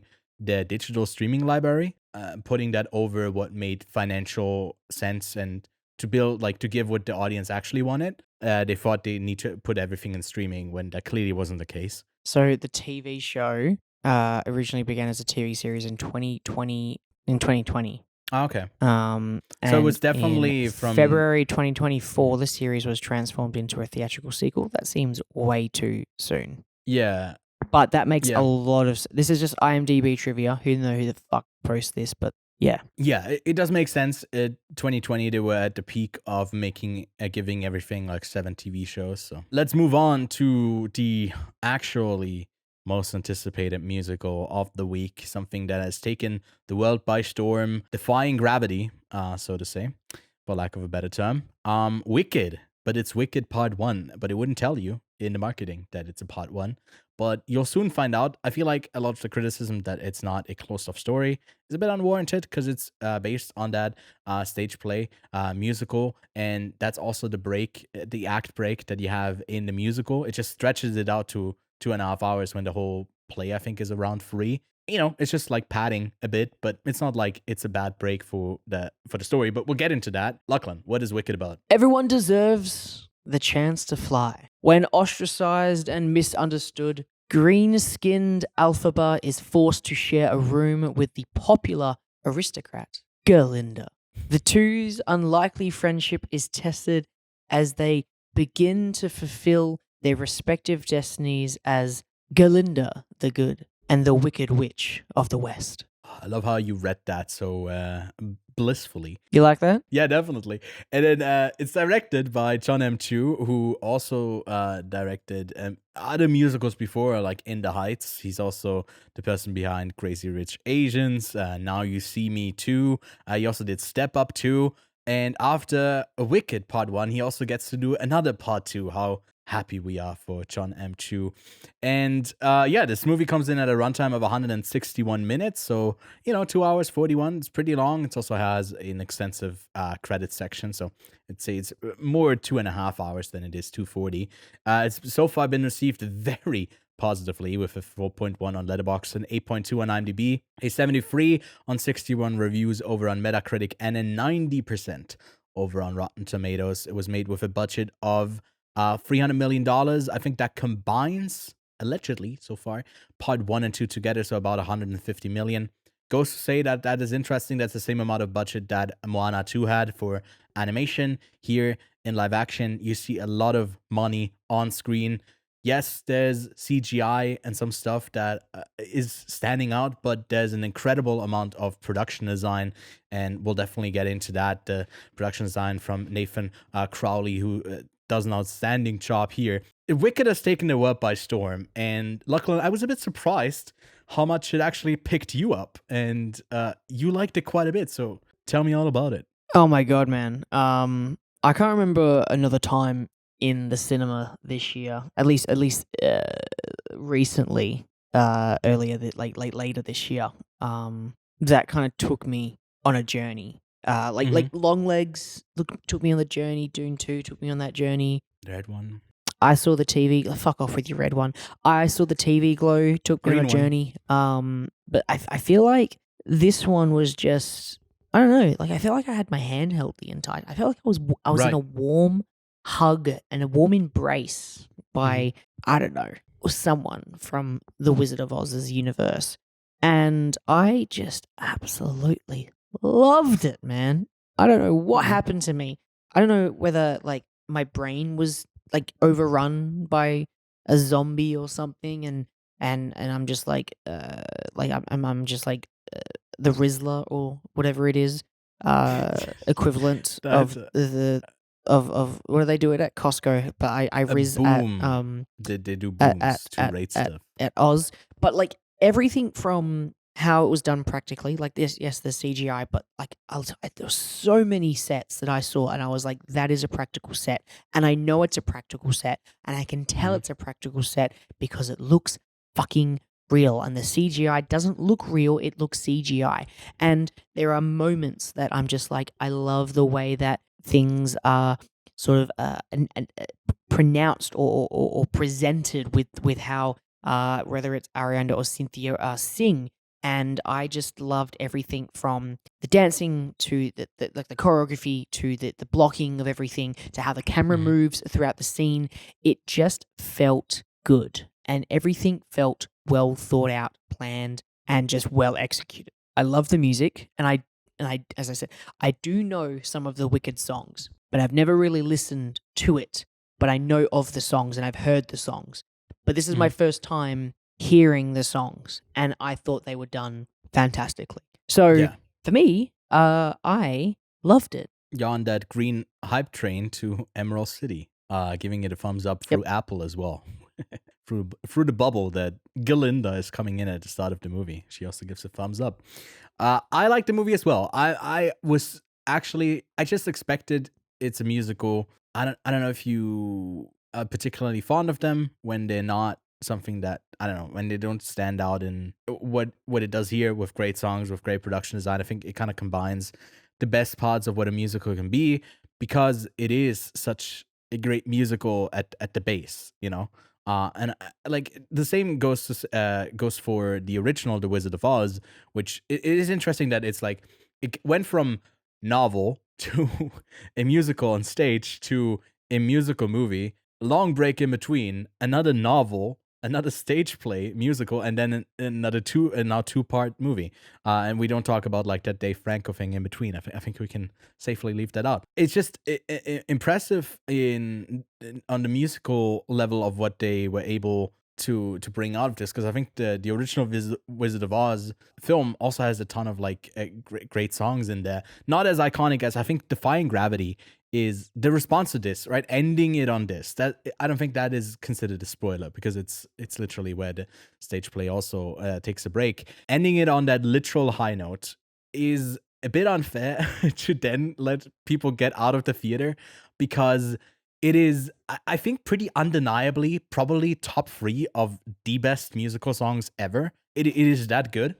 And I've actually spent about 30 minutes last night scouring about 20 different lists that had up to 250 songs mentioned from musicals.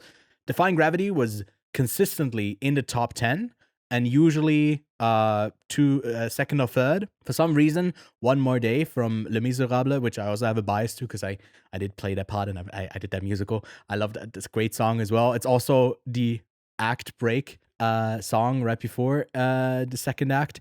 That usually ranked above it, but Defying Gravity is such an incredible song, and I think what they did with it here, which we'll get into, I guess, a bit later on, because we don't want to tackle the literal last scene, I guess, first, is interesting, because they don't take it one-to-one, when most of the stuff that they adapt, especially musically, stay pretty much the same. And I think in the direction as well, where they do a lot of like long takes, the way that they film this, John M. Chu also talked about this, that they don't do a lot of like cuts in between. They try to get the whole thing and then have a camera moving through it. And that adds a lot of dynamic movement, the kinetic movement that they have to have in front of camera. They can't have that through editing. And I think that's a great choice for the type of movie that they have, especially with, the background that they have with the production design by Nathan Crowley. Will stand out here. He did Wonka. He did The Greatest Showman. The Greatest Showman. Hugh Jackman is not that short. The Greatest Showman. But he also did work with like Nolan on The Prestige and Dunkirk and the Batman, what's it called, The Dark Knight, and also Damien Chazelle on First Man. So someone who can bring a lot to the table. But I want to throw it back to you. Was like, was it a combination of everything, or was it something specifically that really stood out to you that made it so great?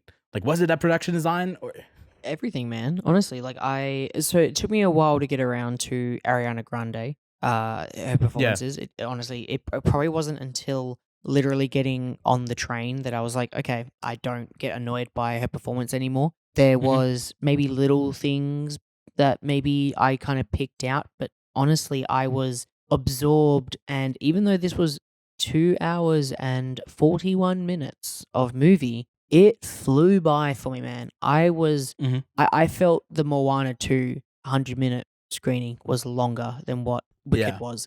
And I think, as I said, production, the music, performances, cinematography, you said it perfectly. The way that the camera moves through scenes is a character. You are basically a part of that scene with them. Mhm. Is probably the most exciting part because that helps that feeling. I just felt that this was a really well executed musical. Something that I felt that I had more of an attachment to than In the Heights. Like I just didn't have that same feeling with In the Heights. Mhm. And I haven't seen that many musicals that are movies, but that is one of the most recent ones, and I didn't feel the same way. I like how this movie ends. I like that it ends on a high note because it makes me want to go and see the next one. It makes me Yeah. go, fuck yes, I want to see another one. You left me wanting more, and that is how I see it. It's not leaving them on oh, here's a high note, and then you have to watch the rest next time. It's no, you leave them wanting more of this, and that is what this ending does. It leaves them wanting more. Yeah. I honestly like. I've seen a lot of press stuff, and I've seen a lot of like cringy press stuff, and I don't, and I don't subscribe to any of that kind of stuff at Yeah. all. But I have to admit, I think Defining Gravity was absolutely a highlight. I think that it was Mhm. spectacular, and it has to be. It's cinematic. It's gorgeous.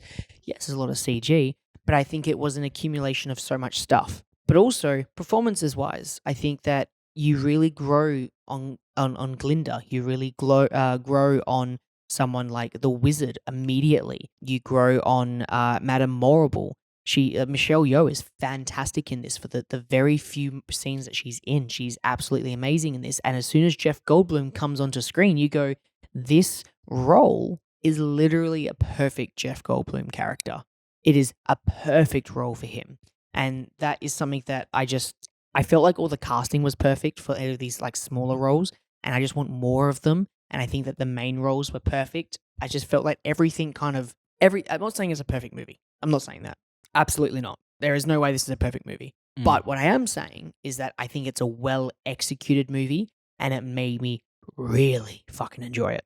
Fair. I think I'm not the biggest fan of how they execute the limitations on some of the scenes, because they do still feel like they're very close to the stage adaptation in the way that they stay in the one room and it's them just like moving through it, which I think is executed in the best way, in the way that they use the camera, and the performances really come through, and the way that they like break the lines in between the singing, especially in Defying Gravity, is really strong. I think they add a lot of what is missing if you listen back to the recordings, because there's not a lot of that original stage play recording from 2003 through 2006, where we do have Idina Menzel in like the lead role as Elphaba. And I think musically, I don't know if there's anyone better who can do Defying Gravity. I think Idina Menzel is incredible, but there's not that much of that acting there for her in the few recordings that I've seen. And I think they get to emphasize a bit more on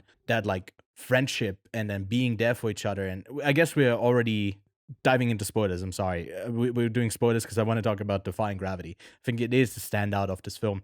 The way that like you go from Popular, where she was dressing her up, to doing that again towards the end there, and then dressing her, instead of like in something green, no, she gives her something black, and she embraces like her side instead of using it to her own benefit. Like that sort of growth without addressing it, when musicals is often portraying outwardly what a character is thinking, they add a lot of depth in between there. And that is impressive, but a lot of that stuff still feels kind of rushed. I think the friendship part of like these two actually being friends, that transition especially for Galinda, but also for Elphaba, and for both of them, it doesn't really make sense to me that they become friends. It feels like there's something missing for me. I didn't buy it. I guess you didn't have that issue that you were like going along for them, because like, you know, it's not like they have each other's backs. It's just it's a bit of a friendship out of convenience, right? Out of necessity. I still, something about it just read a bit awkward to me, when maybe it doesn't need to 100% work in the musical. You can kind of make that jump, and in this, it just felt like something's missing. Again, songs are incredible. You got an easy layup, you know, with an adaptation of this for the music that is there. And then I think Ariana Grande is also someone who has an incredible musical talent. She's really good in this. And I didn't know that Cynthia Erivo was this strong singing wise as well. But to me, the standout, I gotta say, is Ariana Grande. I think she's really good in that role. I think she nails that sort of surface level, I need attention thing quite well for whatever the character is giving her. And I agree, Jeff Goldblum fits that. I wasn't really sold on Michelle Yeoh, if I'm being honest. And I also thought that Peter Dinklage wasn't like giving me much, but I absolutely adore Jonathan Bailey. He's incredible in this. He's just like the most charming, handsome person. And I think a lot of people looking up, you know, the gays will be happy. The straight women won't, because they find out he's actually straight. He's actually gay. Because he's such a heartthrob in this. But I don't know, how much do you know about the second act of this musical? Nothing, and I don't want to shut up. Okay. Shut up. I'm not telling. It has a lot in store. It has a lot in store. Sweet. I'm just saying. Is it bigger in scale than Dune Part 2? No. Because I'm going to say this right now. I think I'm no. more hyped for Wicked Part 2 than I am for Dune Part 2. I was for Dune Part 2, I should say. That is a crazy thing to say, and I don't believe you. But story-wise, I just said it. I think music-wise, there's clearly not the two hitters, Popular and Defying Gravity. There's not two songs that stand out that much in part 2. It's a bit more of just a story. It also starts to overlap with the original Wizard of Oz, like we get in the opening, right? That sort of overlapping. Yeah, no, I mean, if you look at the story of the original Wizard of Oz, there's a couple of things that need to happen that you should already know about. And the way that they come about, there's a lot of especially adding that sort of film acting that you can do, not always going from song to song and dancing. You could have a couple of really strong moments, especially for Cynthia Erivo, and yeah, it's going to be interesting. I'm looking forward to it as well. I thought it was fine. It didn't blow me away. I just thought it had a couple of good moments, but I was cringing a lot at some of the dialogue as well. Where yeah, I guess you're just not as much of a theater fan as I am. No, I am. I actually love to see it on the stage, just not the music adaptation. I guess you just aren't a theater fan like I am. That's sure. You want to take the Star Wars fandom? You know, you're the Star Wars guy. You want to be the musical guy as well. Absolutely not. Fair? I'll keep Absolutely that not. I'll keep the all Fiat Kid yours. role. All yours. All right. Well, anything else you want to talk about? Obviously, another standout, Oscars, costumes, production design, all of that is a lock. Wouldn't be surprised with the popularity that it gets a Best Picture nomination. I think Ariana Grande is a bit of a shoe-in for a supporting nom. Wouldn't be surprised if Cynthia Erivo gets in there. Although, for me, either of them would be in my top 5, but I can see that be the case. And them being nominated, I wouldn't be mad about that at all. Yeah, I can see all that. Do I think Best Director? No. Do I assume Best Director? I think I want to no. assume Best Director. No. I think I want to assume Best Editing. I think I want to assume Best Animation, Best Foreign Picture, Best Animation. International, Best Documentary. Yeah, I think it's going to get Best all Documentary, yeah. No, for the featurette behind the scenes, obviously. Yeah. It's going to get all of them. Yeah, no. I can see just the production stuff. I think it will get it will get 6-7 nominations. I wouldn't be surprised. Yeah, obviously, because you need it But they don't have an original best. song, so it's not like they could nominate any of that, because they would have. And I like that, because often these musicals feel like they need to add something, so they have that thing of here's another Oscar that we qualify for. And this movie stayed clean of that. There was also earlier in production, I think they approached Ariana about changing how popular the rhythm a bit to make it a bit more rapping, talkative, that Lin-Manuel Miranda influence yet again. And she said no. I'm not. I think she said, "No, I'm not here to do Ariana Grande. I'm here to do Galinda or Galinda, whatever you prefer. Galinda." And I like that. I respect that. I respect that quite a bit, to like stand up for. Obviously, she's comes from a sort of like that theater, acting, singing background, and now only pop star thing that she mainly focuses on. And yeah, commendable that she stuck to that, so we get the purest form of the musical songs without like tampering with them too much. Because they like, I think Popular is also like such a great song in this, and there's a couple of quiet hitters as well. It's just very well, and like going from Moana to this, Moana 2, not Moana 1, but it's such a big jump in quality when when it comes to the music. So anyways, anything else you wanted to talk about with Wicked? No. All right, give us your 10 out of 10 rating. It's the perfect favorite movie of the year. It's 4.5 out of 5. Okay, I'm it's a lot, isn't it? I'm shocked, I'm overdoing it, but 4.5 is really high for this. But yeah, I mean, I'm glad you're embracing your musical side. I just enjoyed it. Let me enjoy it.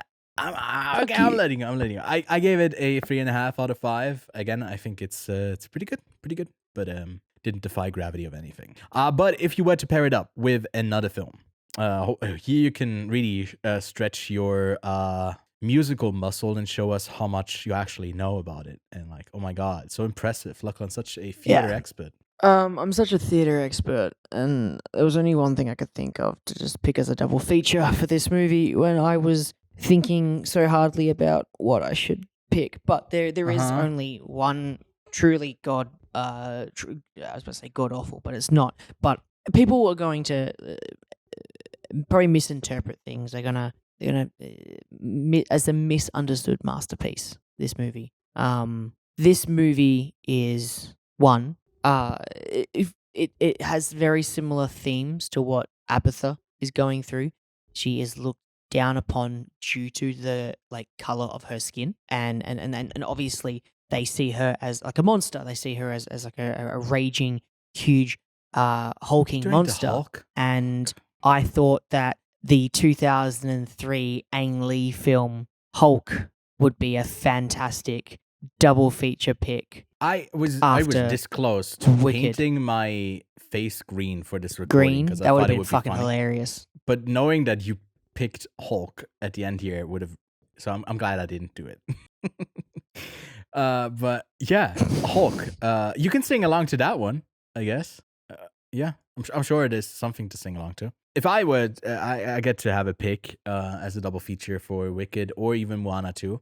I'd go with a Broadway recording of that. Unfortunately, that doesn't exist for some reason. They really just didn't really record it properly. I don't know why, but that's disappointing. There's a bunch of recordings of Idina Menzel. I've been listening to Defying Gravity. I wouldn't be surprised if Spotify Rap comes out this week. I think I wouldn't be surprised if Defying Gravity is like a last minute thing and just makes it on there because it's such a great song that I listen to quite a bit. Or you can listen to Les Mis. I wouldn't suggest you go see the Tom Hooper adaptation that was like live singing without a backing track. Bad choices all around. But that musical has like incredible songs too. But I think if I were to like actually pick a movie, not just like a musical experience, then I'd go with a Rocky Horror Picture, which is in itself an incredible movie. But then also, I don't know if you ever got to see it live, Lachlan. I got to back in, I think, 2016. And it was incredible. I like the participation, all of that, the sing-along. You are a part of the performance. When you want that, that's the most that you can get out of it. So maybe all of those people who are singing along, filming the stuff, maybe go to see a Rocky Horror Picture Show. And you actually get to do that. That's a part of the whole experience. So, fun fact. I have always said that if I ever was given the opportunity to do a musical, I would be Dr. Frankenfurter. Like, I would totally do that. I would fucking love to do that. That'd be wicked. Yeah, no, that would be wicked. Love it. All right, let's have a... Wicked. I see what you did there. Yeah, I mean, you said wicked, so... Be wicked. Anyways, let's have a look ahead of what's releasing this week. And first up, over in the States in wide release, we are getting Y2K. Why we are not getting a release in Switzerland and Australia. We don't know, but I guess we'll have to wait to see this A24 movie when it hits streaming later on. Then Werewolves is also out in Australia, but not in Switzerland. You can go see that, I guess, if you want to see some hunks. I'll just wait for Nosferatu, and that will get my fill of like a creepy monster movie. The Return. This series played by Ralph Fiennes. We are getting in wide release, and then in limited release in the States is The End, the apocalypse musical set in a rich family's bunker by Joshua Oppenheimer. After Lachlan loved Wicked so much, I would be really curious if he goes back to back and sees another musical, if he actually likes this one as well, because it's very different. But yeah, it's out in very limited release, so it might not be playing in your market. Same goes for Night Bitch, The Order, Oh Canada, Hard Truths, and then apparently Interstellar is playing in IMAX, in an IMAX re-release in some markets, so be on the lookout for that. Then on VOD and streaming this week, on December 2nd, we are getting Star Wars Skeleton Crew that has its 2-episode premiere over on Disney+. Kneecap gets its streaming release over on the US Netflix. It's an international Oscar contender that I very much recommend you catch up on. Then December 3rd, we are getting Jura number 2 out on Premium VOD. That one will be available to stream on Max on December 20th. We are also getting Exhibiting Forgiveness out on VOD. Andre Holland and Andra Day. This one premiered to a lot of buzz out of Sundance, I believe. So I've been waiting for this one quite a bit. So I'll be reporting back after my break. And then Weekend in Taipei. Luke Evans R-rated action film. Looks not too great, but hey, maybe it hits your spot just right. And then on December 4th, we are getting That Christmas, a Netflix animation movie with Brian Cox, Fiona Shaw, Jodie Whittaker, and Bill Nighy. Also out on Netflix on December 5th, we are getting Mary. Also stars Anthony Hopkins. Seems like he's just kind of cashing in for this role. Probably not going to be a standout for the year.